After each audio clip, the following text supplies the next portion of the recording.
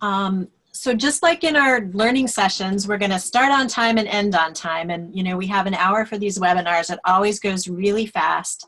I just want to say, for those of you I haven't met yet, I'm Karen McKinnon. I'm the Director of Behavioral Health for the BHIP project. And I'm so excited to be able to do these webinars with you guys.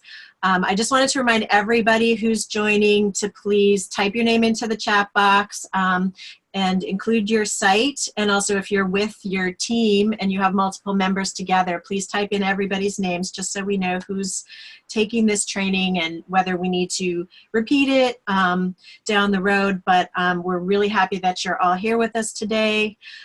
Please mute your audio and don't put us on hold. I beg you, because then we end up with, you know, that lovely hold music the whole time our speaker is speaking. And we're going to ask all of you to give feedback on the webinar. We're going to send a separate email later today, so please look for that email. The feedback that we're asking for will take about 3 minutes to complete, and it'll really help us, you know, plan for all the webinars that we're going to do through BHIP in the future. So I really ask that you guys look for that email and complete the eval as soon as you can. So I want to introduce our speaker today, Milton Wainberg. He's a psychiatrist and a psychiatrist in all the best ways. He does clinical care, he does research, he does training, and he's been doing this about HIV and mental health since at least the 90s when he was a mere infant, right, Milton? I was 3. Okay. So, and he's worked in New York and New Jersey, plus Latin America and many countries in Africa. So he's seen all kinds of healthcare systems and how they struggle to give good care to patients living with HIV and behavioral health issues. And he's also seen how they've succeeded in that, even with very limited resource. So he's a wonderful person to have kick us off with this topic, which was from Learning Session 1, the #1 topic that you guys asked for a webinar about. Can we get training into different behavioral health diagnoses? So Milton's going to do that presentation for us today. He's going to make it a little bit interactive to the extent that time and your participation allows. But you know, he's not going to do a total in-depth read of every single page of this DSM book because that would be impossible. And I think what's critical is that you understand that this is a resource and a tool, this whole diagnostic manual. And I know that Adam was working to get every site a copy of this. And so you can have that, you know, to read in more depth if you want to. But Milton's really going to give you a flavor of how you can tell if someone has or does not have one of these behavioral health disorders that we see commonly in HIV primary care. And then down the road through BHIP, we're going to have more in-depth training about screeners, including at our next learning session next month. So with that, I'm going to turn it over to Milton. Thank you, Karen. I don't know who you were talking about, but I guess I have to say thank you. Hello, everybody. I hope that we can have an hour where we interact a little bit. As Karen said, I'm not going to read every slide because it's going to be boring, boring, boring. Part of what you have the slides is for you to go back to them. And at the same time, one of the important things about behavioral health and mental health is that the reality is that very few people only have one diagnosis. The majority of people, it's like 15% of people have one diagnosis. The rest have comorbidities, where you have depression, anxiety, and combination of other things. So let's get to have some flavors about what's the stories that we need to talk about. And I know that next time you're going to look more into screenings, where we literally will look much into each symptom that we're talking about today. So memorizing them today is not a good idea. And let's get rolling. Please, Greg, next slide. Sounds good. So Karen actually already went over this with you guys, so I'm going to just kind of skip through these real briefly. But just as a reminder, what was that? I love seeing the faces gone. Yes. Just as a reminder, if you have any questions, please put them in the chat room and mute your microphones. And then, like Karen said, we're going to be sending out via email some brief evaluation questions at the end that we would really appreciate your feedback on. So we'll get into the content now. Here you go. Thank you, Greg. So our goal is to clarify what is behavioral health disorder and what is not, to understand how symptoms of these disorders might interfere with the HIV illness and other parts of people's lives, and to learn how to work more effectively with your clients that have these disorders. In a way, it's how do we manage our own reactions towards them, not only how to provide them with the care. Next. So let's start with a case. Miss R is a 29-year-old African-American woman referred for HIV care to your site after testing positive. After routine intake and a visit with her care team, she stated that she feels she's getting the best care she's ever had. And that's an important thing. Wow, so quickly, she loves us. It's such a wonderful thing to hear. But let's wait. The relationship between Miss R and her care team seems to be working very well. She reports taking her medication as prescribed. Her labs show what we need. She's encouraged by good results. The team decides, okay, we don't need to see her so frequently, right? We can make it every 3 months, I guess. Then she begins making many phone calls to your side, complaining of odd symptoms and medication side effects. She states that the experiences happen even as she puts the pills in her mouth. And she begins missing scheduled appointments and showing up at the clinic at non-scheduled times, demanding to be seen. Next. So, do you have any reason to think that there's some behavioral health issues here? Do I get to hear from people? I guess. Yeah, so as people want to answer, just go ahead and unmute yourselves.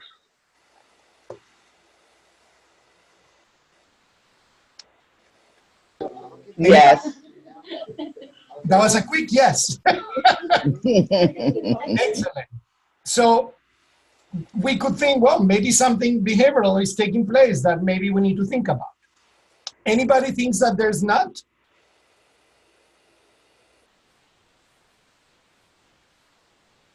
Okay. Okay, I'm sorry. Here I am. I think we need to further assess what's happening here. I wouldn't say that there's a behavioral health disorder, but we need to ask more questions.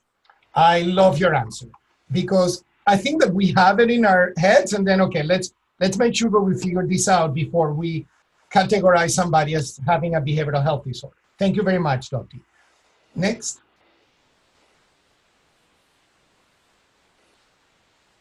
So how do you know that we're dealing with a disorder? And then Dottie just gave us the answer. We need to make sure that we assess what we need to.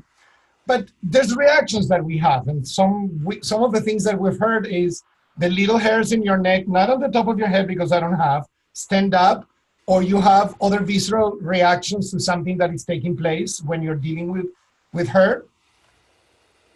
The person isn't making sense while talking to you. You've been told that she's a difficult person, that she's been difficult lately. You can get the person to stay focused. You're trying and you can't. Any other experiences that you can share that you have had in situations like this?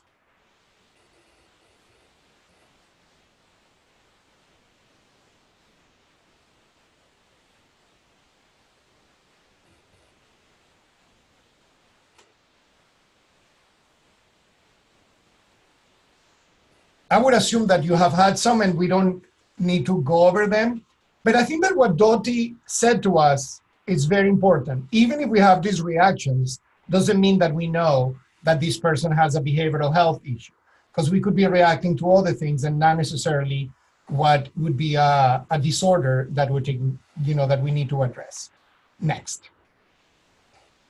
So behavioral health disorders are most common among people living with HIV include mood disorders, anxiety disorders, post-traumatic stress disorder called PTSD, personality disorders, psychotic disorders, suicidal problems and behaviors, and substance use disorders. They're all very common among our patient population. Next.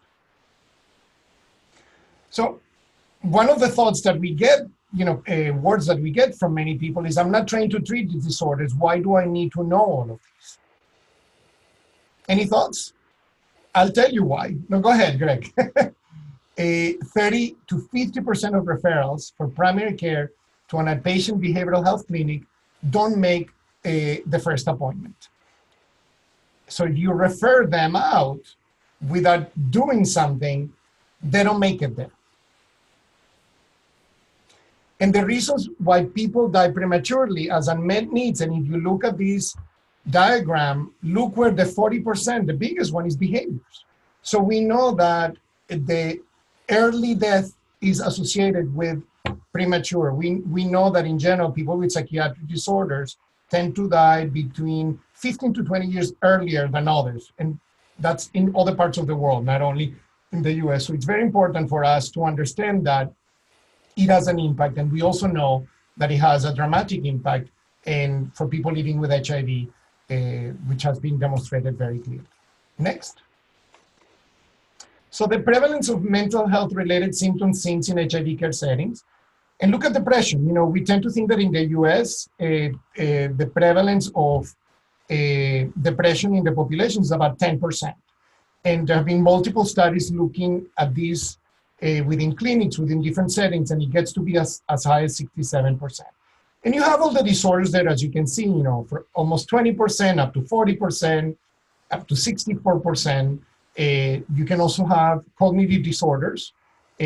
Pain is very complicated and it gets connected to behavior, and insomnia.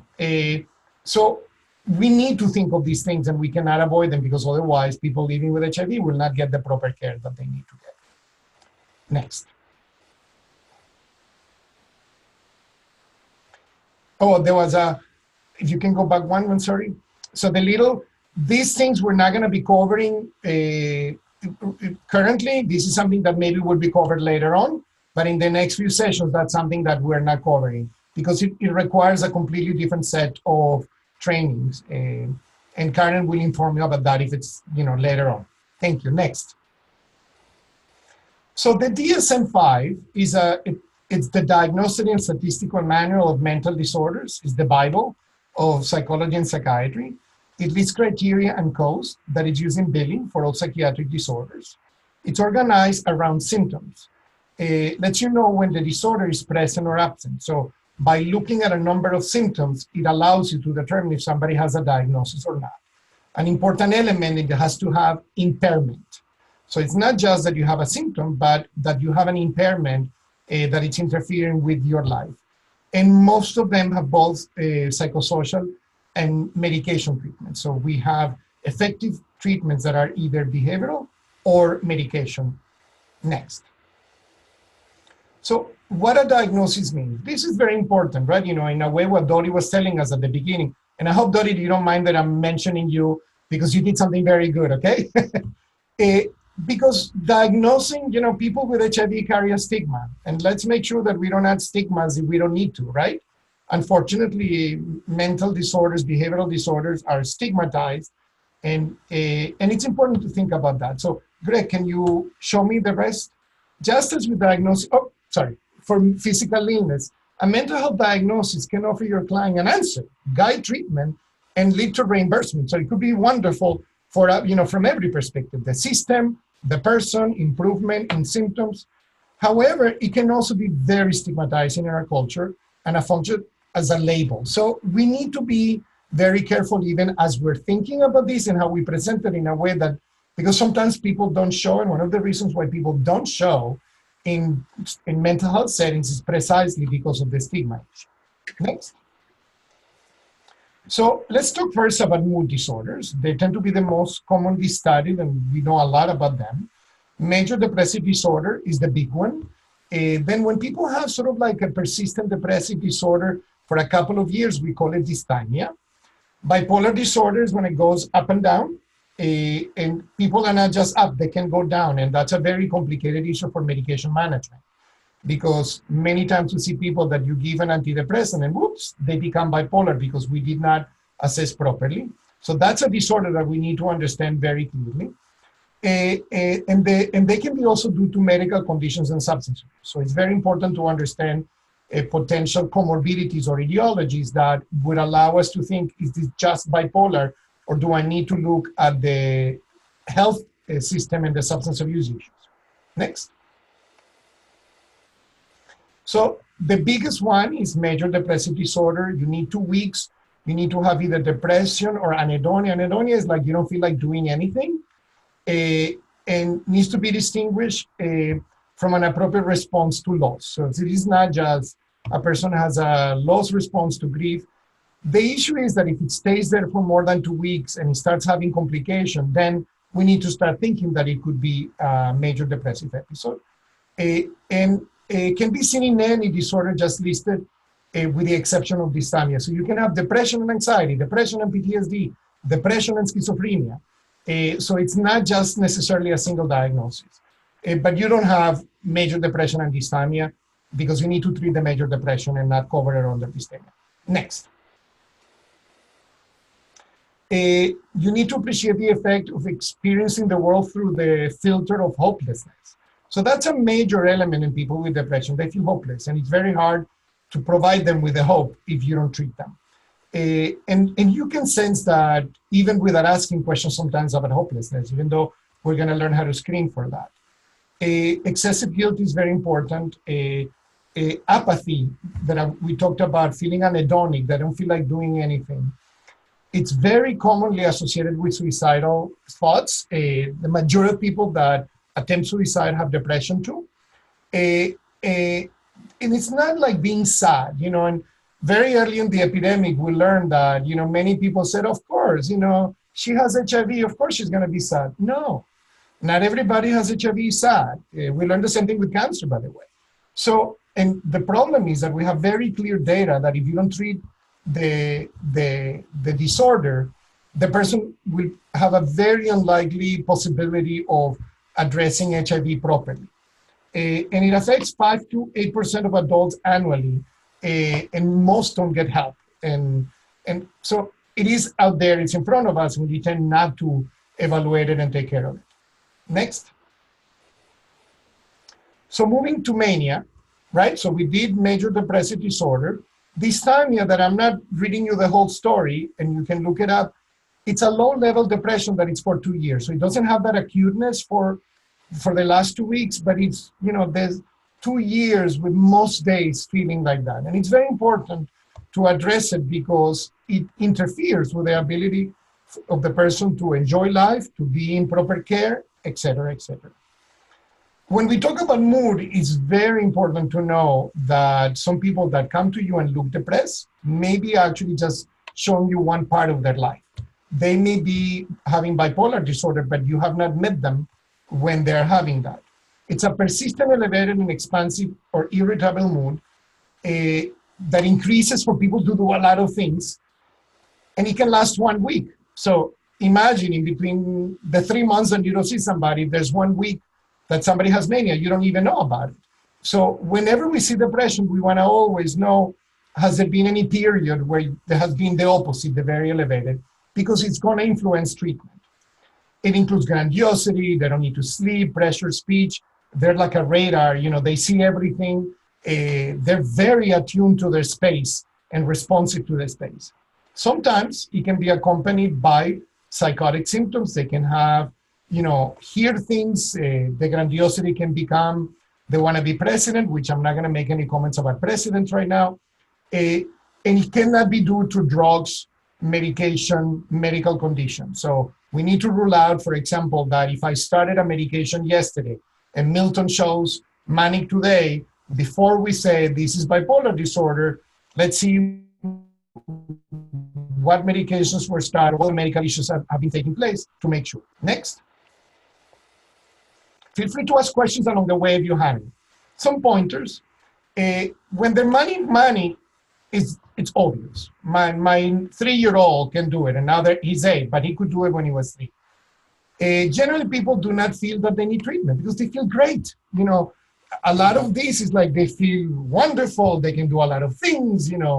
They want to talk to everybody. People respond to them. About 50% of them have psychotic symptoms. So it's very important to assess it because you need to treat it, separate than what you do for the bipolar disorder. They can have depressive symptoms, and we call them mixed states. And And containing their expansiveness sometimes is complicated. At one point, it also can become irritability. So there's a point that they feel very uncomfortable and very irritable, and you sense their irritability. So they're not just as nice and wonderful and expansive, but they make you feel really like, they're on top of you and it makes you feel their irritability very clearly. Generally, it's not conducive to a kind of work you are doing with your client. So they can focus. It's very hard for them. And this is one illness that we definitely need to have, somebody who knows how to treat it to work with you and help you in this manner. As different from depression, that we can treat it in primary care very easily. Next. Anxiety disorders, there are many of them. You have the list over there. I'm not going to go over all of them. And there's some specificity about why you have a phobia, an anxiety disorder, panic disorder, more generalized, and it can be induced by substances or other medical conditions. The reality is the anxiety disorders are commonly a comorbidity or present together with depression. The problem is that we see the depression, we see the hopelessness, we see the sadness. We don't tend to see so much the anxiety. So it's very important to assess it because sometimes the anxiety can be bigger than the depression, but we don't see it. Next. It's common with many other mental health disorders, like I just mentioned. At times it doesn't feel like their anxiety disorder won't interfere with care. There's some exceptions that would be like agoraphobia, panic disorder, social phobia, and avoidance to PTSD.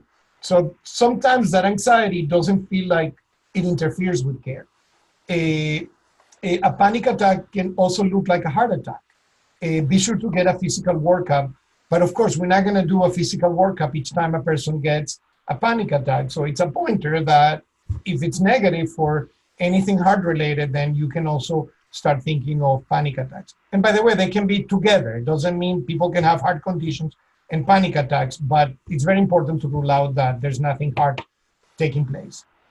Can often observe somebody being anxious. It's uncomfortable. You can see sometimes the discomfort if you're paying attention to that. And if you believe that somebody's anxious, ask, so you can get a sense of what they're at. And in the next training, you will go over one of the very simple screening that can be used to assess all of these disorders. Next. Post-traumatic stress disorder. It requires exposure to trauma, directly or indirectly. It doesn't have to happen to you, but it could be witnessing it. You can have one or more intrusive symptoms, for example, memories, flashbacks, having dreams about the event that took place. People may have avoidance, they walk in a different part of the street because something happened in that area. They avoid going through places or visiting places where that could have taken place. The negative changes in cognitions and mood, they can look depressed and anxious. One of the things, we know that 25% of people who are exposed to a trauma develop PTSD, but however, the comorbidity with mood and anxiety disorders is huge. So if we don't ask about traumatic events, we may miss it because it may just look like depression and anxiety. People have hypervigilance, they feel irritable, they react to noises in a way that it's very uncomfortable, and you can see them react whenever something happens, a little more than what you see in other people. It has to be more than a month. So sometimes people are exposed to trauma, they can have like an acute reaction that lasts for a week. It can dissipate. You don't call them having post-traumatic stress disorder. You have to have it for a month that is steadily there to really have this disorder. However, if they have acute reactions, it's important to help them through that. So it's not just let's wait a month to see if you get PTSD. It's more like let's go over what's happening, because we know that if you address the acute elements after a trauma, they're less likely to develop post-traumatic stress disorder. However, children of people that have PTSD tend to have PTSD. So there's a potential genetic or a psychosocial component in people developing PTSD. And causes impairment and distress. You know, as usual, for us to really call it a disorder, there has to be impairment. Next. Most people experience trauma at some point, I'm sure. Oops. We all may have been exposed to trauma. The majority are able to effectively cope and don't have to get engaged into getting treatment. But hyperarousal symptoms that I was talking about, cognitive mood symptoms, and avoidance make it very difficult to engage in care. So that's why it's valuable to understand if a traumatic event can have an impact on this. So if somebody's not showing, it could have been that there's a traumatic event and you need to find out what could be the story behind. Rates, of course, are higher in veterans and others whose work increases risks of exposure and trauma.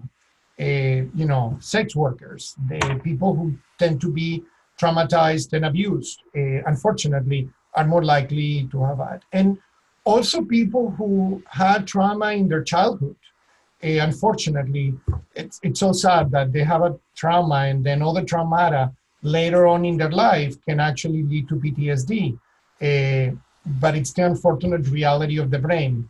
It becomes sensitive and it becomes more prone to develop PTSD. And as I said before, you can see it as depression and substance abuse, and that should make you think of trauma if you see the combination. Next. Personality disorders. We all have personalities. There's some people that have bigger personalities, and the idea here is, remember what we've been saying so far. It has to interfere. It has to have an issue with your function. Because we all have, you know, I know that I'm not narcissistic. I know that I'm not grandiose. The problem is that if I am, in a way that I'm not able to see what's happening around me, and then has an impact in the people around me and in my life. That was a joke. I'm sure that you all were laughing without showing it, or because I cannot hear you. So the issue with personality is not a 1 week. It's not a 1 month. It's an enduring pattern. This has to be like, it's there no matter what. And it departs from the expectations of what the culture and the context where you're at. How people think, feel, the interpersonal functioning, the impulse control. So you also need to understand where people are coming from and what are their reactions, and not just assume that there's only one way of looking at people. You know, Fran, that it's, I think, in the room with Karen and I, you know, when you go to countries where there have been dramatic amount of trauma and there is intimate partner violence, to think that some reactions that are so normal to then diagnose to PTSD, it's complicated, but you need to think of the context and the culture.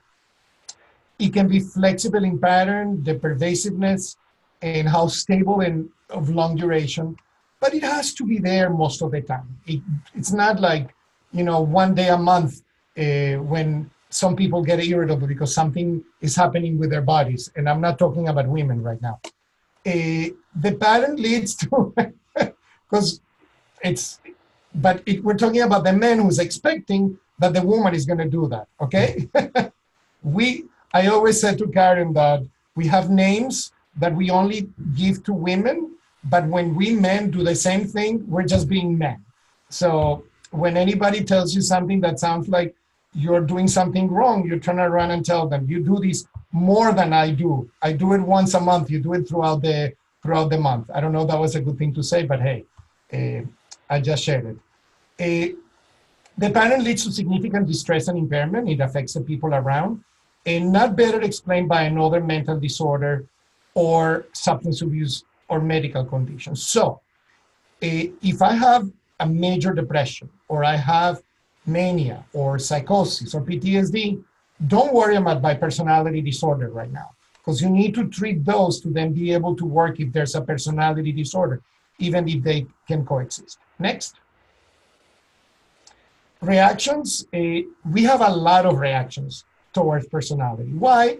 Because it's not as big as mania, it's not as low as depression, it's not as anxiety-provoking as seeing the person, you know, agitated in front of you or telling you about a trauma.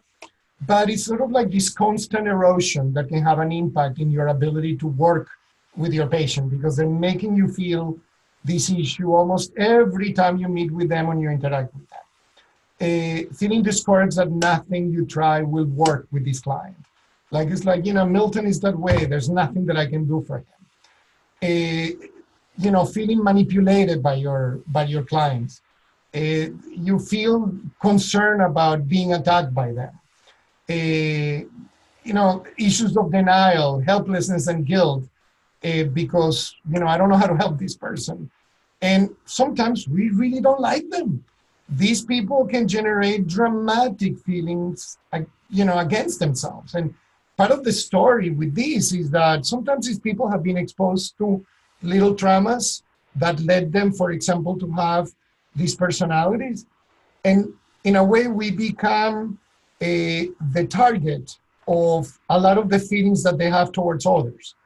And it's very important not to let yourself engage in those feelings, because you're basically responding the same way that others have responded to them in their lives.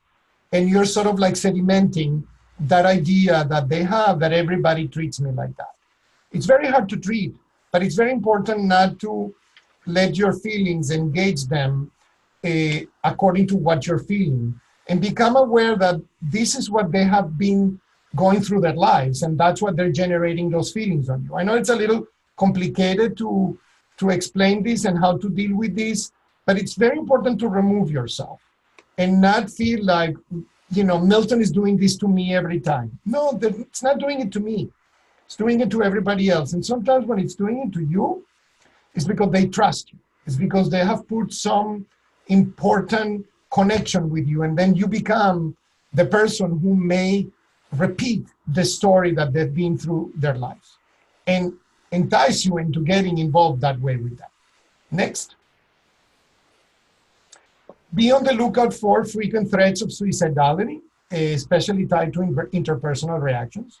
It's what can take place, cutting, another form of self-harm. Repeated episodes of what appears like lying, especially accompanied by apparent lack of concern when confronted with a lie, or excessive compliments. You are the best. I love you. Nobody has ever heard, me like you have, and it makes you feel like you are wonderful. But obviously, you know that when you're so fantastic so quickly, it's, there's no way to grow and become better. You can only go down, which is what tends to happen. And it can be accompanied by sexual behavior that is excessive. Next. Also, a little remorse. They don't feel guilty about some of the things that are happening. Very self-involved. It's all about me, me, me, me. This is what happens to me. This is what everybody does to me. A lack of personal connections. They lose a lot of people because of these behaviors. Very suspicious about, people's motives, because the interaction is they're constantly assessing the interaction for good, for bad, for terrible, for wonderful, which, by the way, puts you in a very complicated position because you feel that there is a spot on you all the time. And strong emotional reactions on your part to your patient. These are the people that make you feel the most. Next. And then we'll move on to the more severe mental illness, which are psychotic disorders. So delusions are fixed false beliefs that are strange. Hallucinations is seeing or hearing things that are not there. They tend to be more auditory than visual. People that have very disorganized thinking, and it's, they cannot follow what you're saying. And disorganized behavior can also go even to the point of people being paralyzed. And actually, when it gets paralyzed, obviously, it's very easy to tell. But these two symptoms, together with negative symptoms, the decreased motivation and not being very connected, sometimes it looks like depression, but if we don't assess it better, we're not really understanding that the person is actually having difficulties with thoughts, and that's why they're not connecting with you. By the way, they can also be depressed. There's a large percentage of depressed people with psychotic disorders, and also people with depression can become psychotic. And actually, the people with depression and psychosis tend to have more suicidality than others, because unfortunately sometimes you have auditory hallucinations telling you to kill yourself, that it's connected to the depressed mood and the psychotic disorder. So it's very important to make sure that we assess for this. Next. We have delusional disorders, right? When these ideas that are not possible become the most important part. So the person doesn't have hallucinations, but there's this constant idea that something terrible is happening, and it's completely outside of the realm of reality. It could be substance-induced, psychotic disorders to a medical condition. And we've seen that a lot when, in the early part of the epidemic, when we had many opportunistic infections. Hopefully nowadays you see much less of them.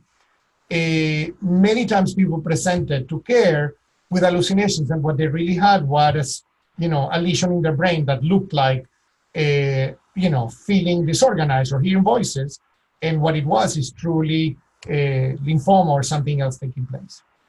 And it's very important to watch for delirium. They may look like they're confused and psychotic, but maybe they're waxing and waning. And delirium is a medical emergency. Anybody who's, if they're unable to stay with you and they wax and wane in their concentration and in their cognitive abilities, absolutely. The most important thing to do is emergency room, because it could be anything medical. This is not, it looks psychiatric or neurological, but it might be something completely unrelated. And if we don't take care of it immediately, the likelihood of death is very, and some of the causes is very high. Next. Some pointers: do not challenge the difficult ideas. I promise you, you can try, they're fixed. They're not gonna change. One of the important things with these disorders, the sooner you treat them, the better outcomes you have. So just waiting to see if the person gets better, because the brain actually adapts to have these disorders much more settled in the brain if you don't address them properly. But at the same time, don't try to collude with them. Don't try to engage them in the delusion. So we don't need to say, no, that's not possible, or yes, that's possible. Because you don't want them to have your view of somebody so important in their life saying this is appropriate, this is correct, because the likelihood of approaching treatment will be less. Be sensitive in dealing with their ideas, attention to feelings. They can be frightened, they can be anxious, and they can be hearing things telling them really terrible things that they're not telling us. With the more disorganized and distracted clients, you may want them to repeat back the information. So speak slow, say it twice, and then ask them to repeat back what you just said to make sure that the information that you're conveying is clear.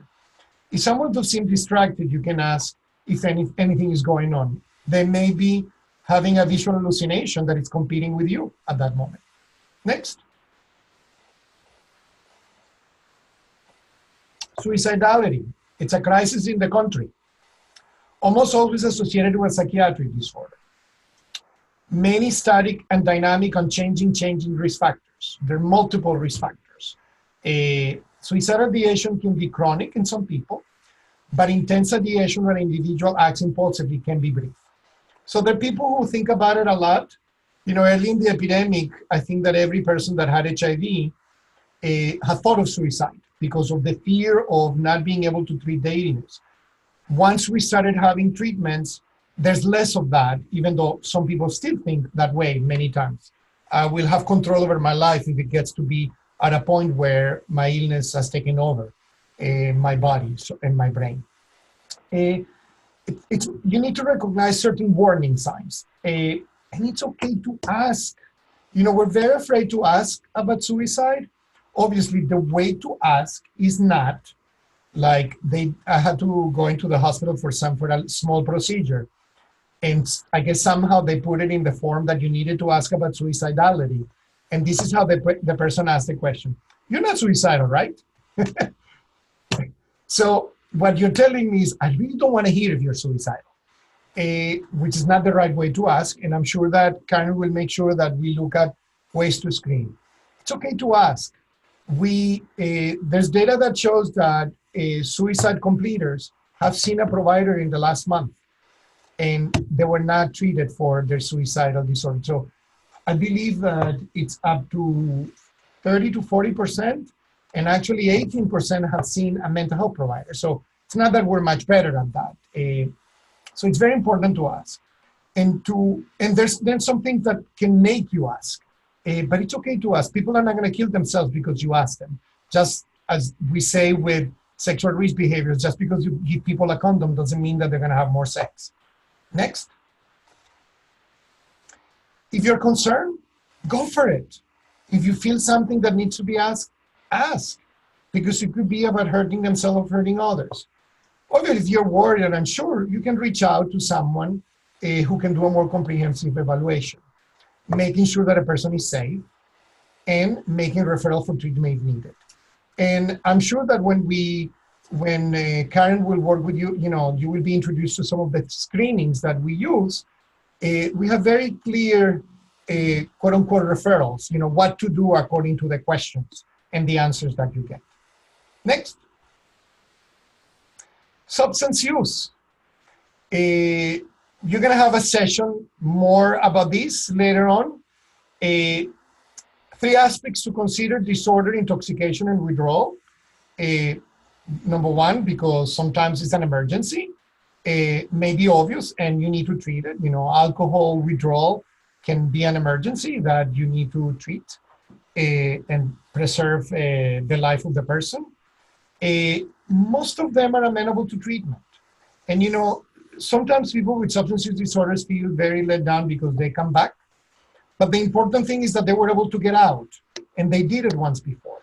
So they already have skills to get out. What maybe they don't have skills is to stay out, to stay without using. And it's very important to provide that hope because there's always a period that they didn't drink or use, where they use 1 skill for that or 2 skills for that. And it's very powerful to know that you were able to do it. Now that again, I went back to it. I'm terrible. I cannot do this. I will never be able to do this. Do people tell clients to cut down? Do they miss work? So there's some questions that you're going to be, they're very well standardized questions that you will be able to get trained in the next trainings. And as you know, there's great stigma about these. So, very few people tell you very clearly if they have a disorder and if it's problematic for them. Next. They focus on impair, control, social issues, risk behaviors, unsafe drug use, sex practices. And it's important to look at pharmacological criteria. They can, people can become tolerant and they need more, and then they may have withdrawals because they stop abruptly. And you need to pay attention to that from a medical perspective, not just a psychiatric or mental health perspective. The comorbidity with other psychiatric disorders and HIV is very high. We know that, 30 years ago, we used to think mental health and substance abuse. The reality in the life of a person with mental health, 50% of them will develop a substance use disorders. And in the life of people with a substance abuse disorder, 50% of them will develop another psychiatric disorder.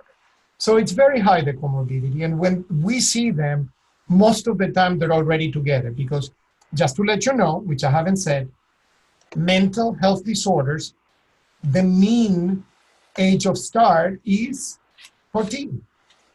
So we in the health system only look at people when they're already been having it for a long time. And the reality is that in the adolescence is when these disorders start growing. So early intervention needs to happen at the adolescent perspective.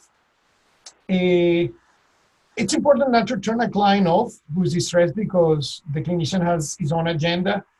Give client permission to disclose. You have to create an environment where they can tell you, because otherwise you're not treating them, you're treating an image of them. Remember, many serious health effects result from SUD. And I know that I sound a little patronizing because I'm sure that you do these things, but I'm stating the obvious. I'm not trying to say that you guys don't do these things, but I just want to make sure that we state the obvious and we remember these things. Next. thoughts about what's going on with Mrs. R? Remember our first case? I love you, you're wonderful. And then terrible. Any thoughts? Maybe a personality disorder. Can you repeat again? Maybe a personality disorder.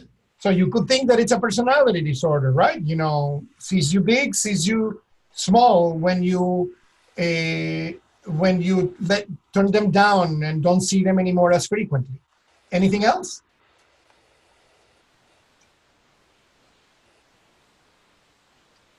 But I'm expecting Dottie to say something. I know what you're thinking, Dottie. What am I thinking? You're thinking we still need to make sure we do a good evaluation. Correct. We have to ask the questions. We need to understand what's going on, because so far we know very little about what's going on. Mm-hmm. We know, bits and pieces, which may make us trigger a thought. Okay, Mm-hmm. personality? Is it that she had a trauma and she's not telling you that she was traumatized, and and things are happening terribly?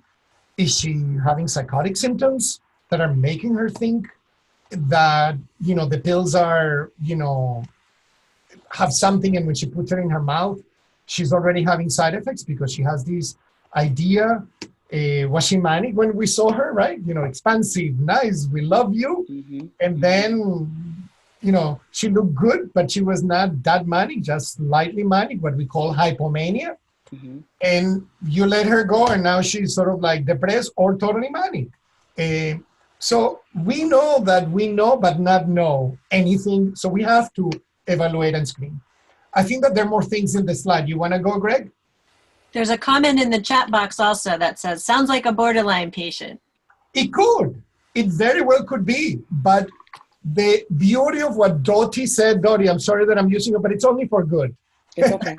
Is that the reaction could be that we feel that, but it could be something different. It could be that the person is going through another psychiatric disorder. So you need to pay attention to your feelings, but you need to make sure that you assess that what you're feeling is appropriate by doing the full evaluation. So any next steps? Of course, we're talking about doing an evaluation, as Dottie has said from the first second. I should have been giving this talk, Dottie. You should have. Next. When symptoms of these disorders interfere with your ability to do your work, bottom line, can I do what I need to do with this person? If not, have a plan in place where you can refer this person. Linkage to mental health care is rarely successful. We talked already about 50% of them, 30 to 50 don't ever go. If your client is suicidal or seems emotionally fragile, it's complicated. You need to make sure that they're going to be safe. And do you feel unsafe? Be sure that you plan ahead on time how to alert safety. Trust your gut feeling. Even though we don't know what it is yet, if you feel uncomfortable, make sure that you're taking care of yourself. You make sure that others know that you're meeting with the person. You don't meet alone with the person. Psychiatric disorders are not necessarily dangerous, people. We tend to think danger, psychiatric disorder, but you need to pay attention to your own feelings if you're feeling that you're in danger. Trust yourself. But again, the association, we've been through these last, few years, there's so many attacks, and everybody tries to pin down that this is for psychiatric disorders. I have to tell you, I'm not going to tell you how many years of my career, because then you're going to know that I'm old. I have had only one incident where I really was threatened by somebody. And I have to tell you, I've seen a lot of patients. And people that I have supervised, there has only been one person that felt threatened. And I supervise residents and social workers and psychology. So we're very afraid. So the idea here is not to be not afraid. Trust your gut feelings, but don't think that psychiatric disorders equals violent people. Next. Coming soon, training on screeners. You can use to sort of get an idea of these. Scripts for introducing these topics. And you're going to have a session 2 that will be more about substance use disorders. we know that, when we think of providing behavioral health care, we used to do referrals, not good. Sometimes we do collocation, not good. Not as good, is good, better, but not as good. And then we have integration, which is when you guys are a little bit more attuned to what's happening, to do the things that you can do and refer if you need to refer. But maybe that's something that we will talk later on in some of the other training. Any comments, questions, concerns? Anything in the chat, Karen? No, nothing new. Do people have experiences that they, want to share in a minute or two, just about, sort of either successes or challenges that you've had when you've noticed maybe something was behavioral health related and how you addressed it, that you want to share out with everyone?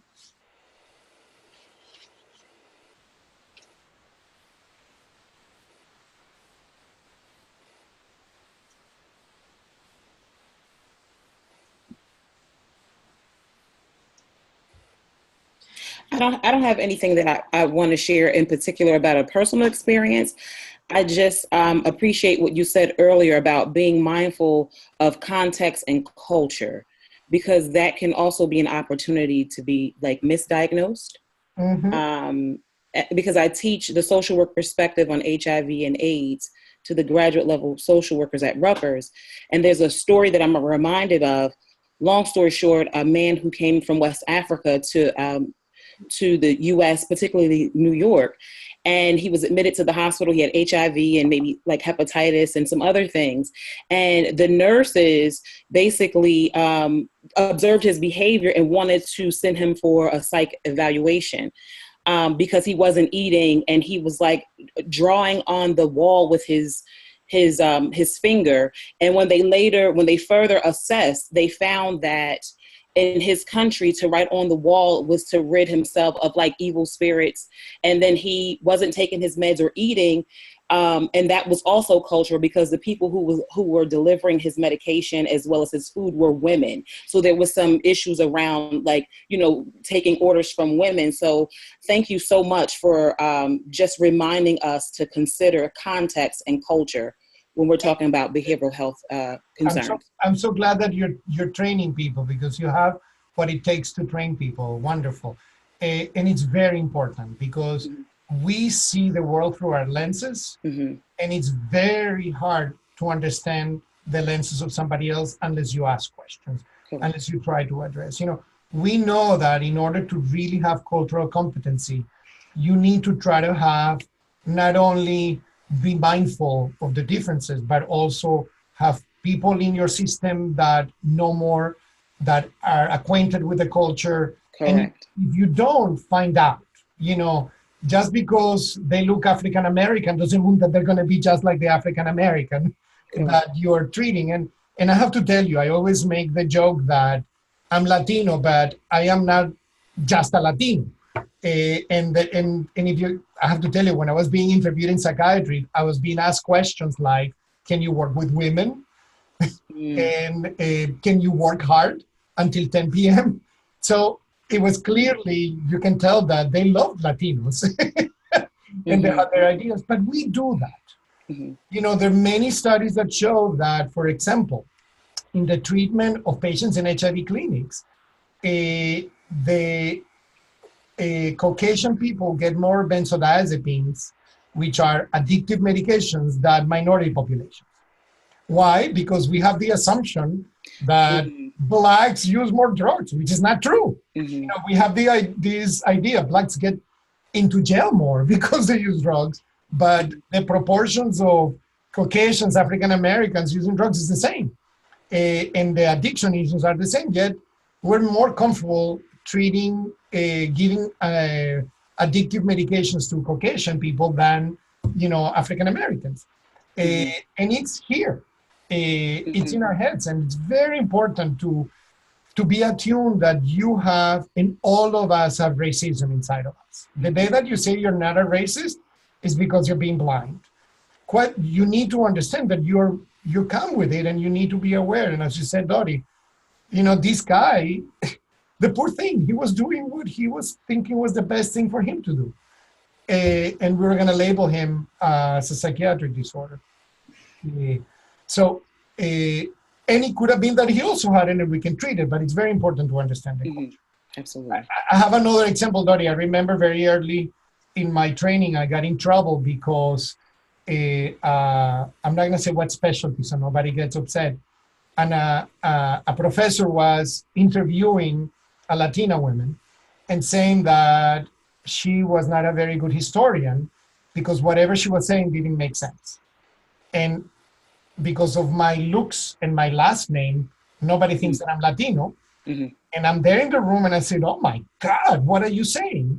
And I got in trouble because after he interviewed a Caucasian, a Latino woman, I went and interviewed a Caucasian woman. I should have interviewed a man, but I wasn't as attuned to my bias against women and men in that time of my life. I've changed. Okay. And I repeated the same interview where the white woman responded exactly like the Latina woman. And basically what happened was he was saying to the woman, you feel this, right? You feel this, right? You feel this, right? You feel this, you feel this. And the woman was respectful towards the doctor who was in front of students. What is she going to say? No, doctor? But the white woman said exactly the same. And of course, when I finished interviewing her, and you're going to laugh, I turned around and I said to the doctor, I just made a white woman Latina. So I think it's almost time to end with my jokes that maybe you're not laughing, but I cannot tell because you're muted. Any final question in the last 4 minutes or comments?